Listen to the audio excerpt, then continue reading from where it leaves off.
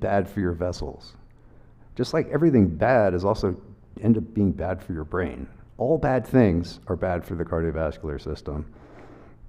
Inflammation, high CRP from obesity or poor diet. Yes, fat cells make CRP. And CRP, by the way, it's not just like a marker of inflammation, it also has its own feed-forward pro-inflammatory effects. So it's not just, oh, you have inflammation, it's like the CRP itself promotes coagulation and drives like a feed-forward oxidative stress system. The usual things: diabetes, kidney disease, stroke, cancer, infections. Let's not forget infections. High blood pressure, high cholesterol, oxidative stress. Oxidative stress is a word, we just throw it around, right? Oxidative stress, and I throw it around too, and patients are like, what does that mean? No one really knows what it means. They're like, I feel so inflamed, they'll say. Have you had any, I have inflammation. Have you had any testing? No, I just feel inflamed.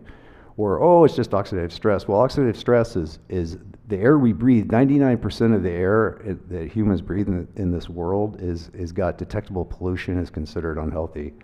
Particulate levels are going up. Heavy metals, terrible.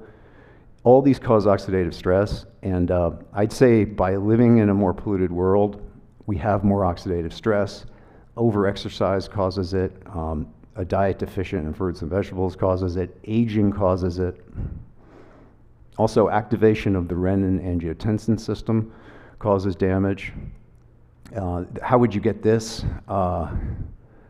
One way would be to sweat too much in the sauna and not drink any sodium in your water. Doesn't mean put electrolytes in your water just because you think you need them. It means if you're going through a major sweating event, like exercising in the heat, legit heat, or going somewhere humid and really just pouring sweat, or being in the sauna, you'll activate that system if you don't have some sodium in your water. Trauma causes it. Elevated stress hormones, probably not cortisol, which I'll talk about. Obesity, alcohol. Alcohol causes inflammation.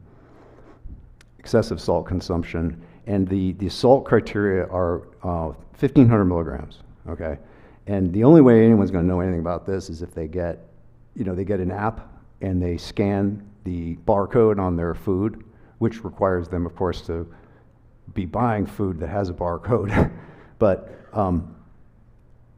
it's a tricky one, but I can tell you this: if you have patients who are eating bread and cheese, which are both really high in salt, using salt at home, or telling you that they actually like salty snacks, they could easily be at 3,000.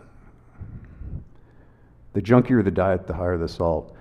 And yeah, you can. So there's a lot of different apps, and some of them are just free.